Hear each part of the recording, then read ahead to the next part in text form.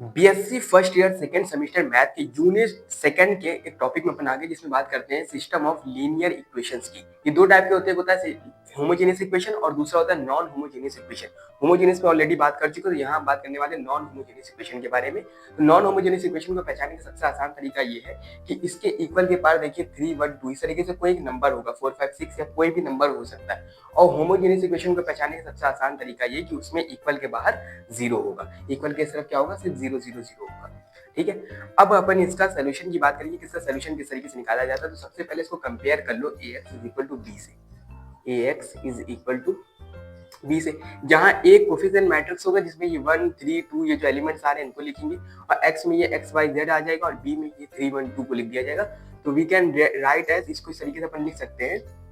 इस तरीके से अपन लिख सकते हैं कि कोफिशिएंट है यहाँ पे सारे 1 यहाँ पे सारे 3 यहाँ पे सारे नीचे में 2, तो ये लिख देंगे 3 और यहाँ पे 2। इस तरीके से यहाँ पे क्या है 2 है, उसके बाद माइनस का 1 है, यहाँ पर माइनस का 2 और यहाँ पर -1 है, ये 2 है और ये 3।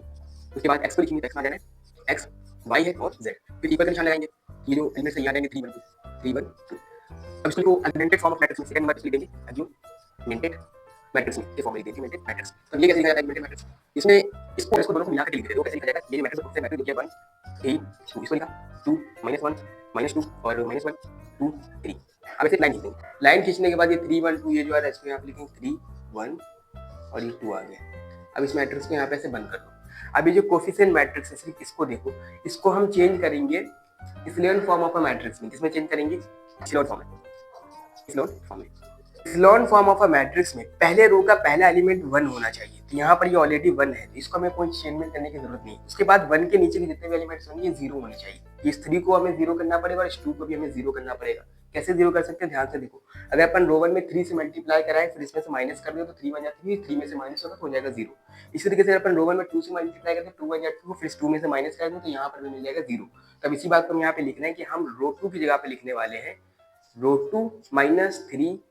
रो 1। इसी तरीके से अपन रो 3 की जगह पे लिखने वाले हैं रो 3 -2 रो 1। अब इस सेम चीज को अपन यहाँ पे उतारेंगे, रो 1 में कोई भी चेंजमेंट नहीं किया गया तो रो 1 को एज इट इज उतार दो, 1 2 -1 और ये 3। अब अपन ने चेंजमेंट किसमें किया है, रो 2 में। तो ध्यान से देखना अपन रो 2 में क्या कर रहे हैं, रो 2 यानी कि 3 माइनस, इसमें 3 से मल्टीप्लाई करेंगे तो हो जाएगा 3, फिर ये हो जाएगा कितना 0। अब इसी तरीके से -1, फिर ये माइनस लगाओ, इसमें अपन 3 से मल्टीप्लाई करेंगे तो 3 2 जाएगा कितना हो जाएगा 6, यहाँ पे आएगा 6 तो -1 -6 मिल हो जाएगा माइनस का 7। अब इसमें आ जाएगा कितना लिखा है 2 माइनस, इसमें अपन 3 से मल्टीप्लाई करेंगे तो 3 1 या 3 हो जाएगा और ये ऑलरेडी माइनस लगा तो माइनस मिलकर प्लस का हो जाएगा 3, तो 3 2 कितना हो जाएगा 5। अब इस इधर आ जाओ, इसमें अपन 3 से मल्टीप्लाई करेंगे तो 3 3 ये 1 है, 1 में से माइनस करेंगे 3 3 9 तो हो जाएगा कितना माइनस का 8, तो यहाँ पे लगा दो माइनस का 8। अब आ जाओ रो 3 में, रो 3 में 2 में से 2 को माइनस कर लिया, हो जाना 0। अब इधर आ जाओ, ये लिखा है माइनस का 2, इसमें 2 से मल्टीप्लाई करेंगे तो हो जाएगा 2 2 जा 4, अब 4 को यहाँ इसमें से माइनस करेंगे तो -2 -4 मिलकर हो जाना माइनस का 6। नेक्स्ट में देखो ये लिखा हुआ 3, यहाँ पे लिख दो 3, फिर माइनस का निशान लगाओ, इसमें अपन 2 से मल्टीप्लाई करेंगे तो 2 1 या 2 होगा, यहाँ पे ये माइनस का 2 आएगा, ये ऑलरेडी माइनस हो जाएगा प्लस का 2, तो यहाँ पे आ जाएगा 3 और 2 मिलकर हो जाना है 5। अब इधर आ जाओ, इसमें अपन 3 से इसको लिखो 2 को, अब इसमें 2 से मल्टीप्लाई करना है तो 2 से कितना हो जाना 6, तो यहाँ पे माइनस के साथ 6 लिखो तो 2 में से -6 करेंगे तो हो जाएगा माइनस का 4। ये लाइन थी यहाँ पर, तो यहाँ पर भी लाइन ड्रॉ कर दो, ड्रॉ कर दिया। अब इसको ब्रैकेट में बंद कर दिया, ये मैट्रिक्स हो गया। Echelon form of a matrix में हमें 1 के नीचे सारे एलिमेंट 0 चाहिए थे, वो हमें मिल गए। अब सेकंड रो में हमसे क्या कहा गया था, सेकंड रो में हमसे कहा जाता है कि सेकंड रो का 0 के बाद वाला जो एलिमेंट होगा वो या तो 0 और अगर 0 नहीं है वो कोई नंबर है तो वो नंबर 1 होना चाहिए। तो हमें इसको 1 करना होगा, ये माइनस का 7 है, हमें इसको 1 करना होगा, ये 1 होना चाहिए। 1 कैसे कर सकते हैं, अगर अपन एक काम करें, देखो इनको और इनको अगर अपन माइनस कर दे, इनको और अगर इनको अपन माइनस कर दे तो यहाँ पर हमें मिल सकता है माइनस का, हमें यहाँ पर 1 मिल सकता है। देखो कैसे, अगर अपन लिख दे रो 2 की जगह पर लिख दे रो 2 माइनस रो 3, तो देखो रो 2 कितना माइनस का 7, इसमें से माइनस का 6 करेंगे, ये ऑलरेडी माइनस लगा कि प्लस का हो जाएगा, तो यहाँ पर बचेगा हमारे पास माइनस का 1। तो इस तरीके से अपन इसलिए यहाँ पर ये काम करें ताकि हमको यहाँ पर 1 मिल जाए। तब ये चीज जो हमने की तो हमने 1 को चेंज किया तो 1 2 और ये माइनस का एज इट इज, रो 2 में चेंजमेंट क्या कर रहे हैं, 0 में से 0 जाएगा तो एज इट इज आ गया। अब इसमें क्या कर रहे हैं हम, रो 2 माइनस रो 3, तो रो 2 क्या है माइनस का 7, फिर माइनस लगाओगे माइनस का 6 आएगा तो ये माइनस का 1 बचेगा यहाँ पर। ठीक, अब यही चीज यहाँ पर भी करेंगे, row two minus row three, row two कितना 5, 5 में से 5 को लेस करेंगे तो हो जाएगा 0। सेम चीज यहाँ पर भी करेंगे, माइनस का 8, फिर माइनस लगा करके माइनस का 4 आएगा, ये हो जाएगा प्लस, तो बचेगा यहाँ पर कितना माइनस का 4, अरे 3 हमने उतारा नहीं था, 3 को उतार दिया, ठीक। अब देखो, अब रो 3 में अपन ने कोई चेंज नहीं किया तो आ जाएगा 0 माइनस 6 5 माइनस 4, इसको यहाँ पर ये लाइन ड्रॉ करना मत भूलना, लाइन ड्रॉ करना बहुत ज्यादा जरूरी है। अब ध्यान से देखो, अब इस 1 के नीचे हमें यहाँ पर भी 6 नहीं, हमें 0 चाहिए होगा, तो इसके लिए हम क्या कर सकते हैं, अगर अपन रो 2 में 6 से मल्टीप्लाई करके इसमें से माइनस कर दें तो ये हमें 0 मिल जाएगा। तो यही चीज अपन लिख रहे हैं कि रो 3 की जगह पर हम लिख रहे हैं रो 3 माइनस 6 रो 1। ओके, देखो यहाँ पर इसमें कोई चेंजमेंट नहीं, तो 1 2 माइनस 1, इसमें भी कोई चेंजमेंट नहीं है, यहाँ पे 3 भी लिख दो, इसमें भी कोई रो 2 में भी कोई चेंजमेंट नहीं, तो 0 minus 1 0 minus 4 as it is आ गया। रो 3 में अपन चेंजमेंट कर रहे हैं, ये 0 में से 0 जाएगा, कुछ फर्क नहीं पड़ेगा, 0 हो जाएगा। देखो रो 3 माइनस 6 रो 1, रो 3 माइनस 6 रो 1, देखो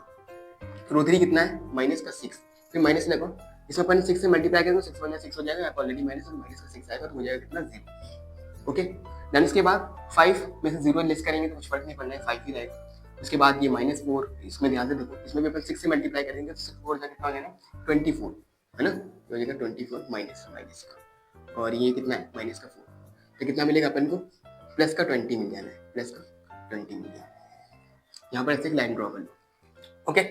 देन उसके बाद सेकंड, अब ध्यान से देखो, हमें इस 0 के बगल में, यानी कि इस 1 के नीचे यहाँ पर तो हमें 0 मिल गया, लेकिन इस 0 के बगल में जो एलिमेंट होगा वो या तो 0 हो या फिर 1 हो,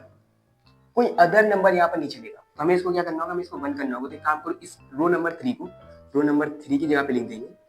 रो 3 डिवाइडेड बाई 5। अगर हम इसको 5 से डिवाइड करते हैं तो यहाँ पर हमें कितना बनेगा 1 मिल जाएगा, बस वही चीज करेंगे, 1 2 माइनस 1 एज इट इज आ गया, 3 भी उतार दो, 0 माइनस 1, या फिर लगे हाथ एक और काम कर ले, यहाँ पे माइनस 1 नहीं हमको 1 चाहिए, तो 1 के लिए हम क्या कर रहे हैं, रो 2 का अपन लिख रहे हैं,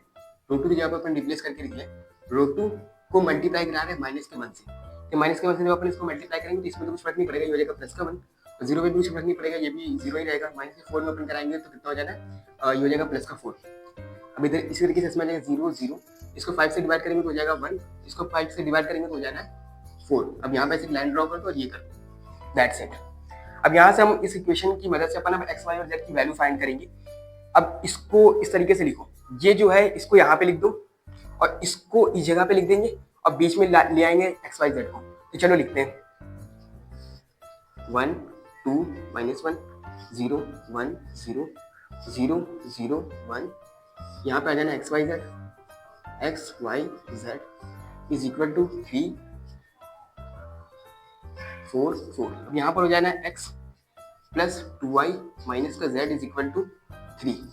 1 y इज इक्वल टू 4, यहाँ से हो जाएगा z इज इक्वल टू 4, तो z की वैल्यू 4 है, y की वैल्यू 4 है, किसी भी इक्वेशन में डाल करके अपन x की वैल्यू को फाइंड कर सकते हैं, तो पुट कर देंगे किसी भी इक्वेशन नंबर 1 में पुट कर दो, है ना, तो हो जाएगा x प्लस 2y कितना है 4 2 का कितना हो जाना है 8, 4 2 का कितना हो जाना है 8, तो यहाँ पर लिख देंगे 8 माइनस z कितना है 4 इज इक्वल टू कितना आ रहा है 3, देन यहाँ से अपन फाइंड कर सकते हैं कि x की वैल्यू कितनी है, 8 में से 4 पे लेस करेंगे तो कितना बचना है 4 इधर जाएगा 3 की क्रॉस, तो हो जाएगा माइनस का 4, यहाँ से x की वैल्यू कितनी आ जाएगी माइनस 1, दैट्स इट। किसी भी नॉन होमोजेनियस इक्वेशन के सॉल्यूशन किस तरीके से निकालते हैं, तो सबसे पहले उस मैट्रिक्स को कंपेयर कर लो इस तरीके से, तो इसके फॉर्मेट में लिखो, फिर इसको एगमेंटेड मैट्रिक्स के फॉर्म में लिख दो, देन इसके बाद उसका इक्विवेलेंट फॉर्म को निकाल दो और इक्विवेलेंट फॉर्म को निकालने के बाद देन x y और z की वैल्यू को फाइंड कर दो। तो इस तरीके से स्टेप बाय स्टेप करना, एक भी स्टेप को बीच में मिस मत करना, क्योंकि सारे स्टेप बहुत ज्यादा इंपॉर्टेंट है।